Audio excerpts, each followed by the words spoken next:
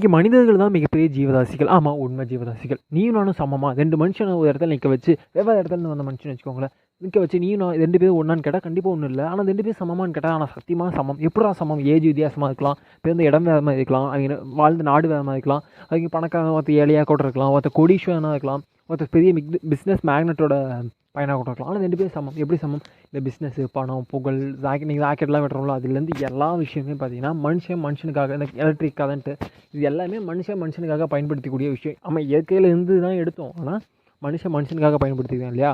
அப்போது இயற்கைக்கு முன்னாடி நீயும் மனுஷன், நானும் மனுஷன். ஆனால் மனுஷனை பொறுத்த வரைக்கும் நீ வேற, நான் வேற. உங்கள்கிட்ட பணம் இருக்குது, என்கிட்ட பணம் இல்லை. நீ பெரிய ஆள், நான் சின்னவன். நீ வயசில் பெரியவன், நான் வயசில் கம்மி. ஆனால் இயற்கை முன்னாடி இது எதுவுமே இல்லை.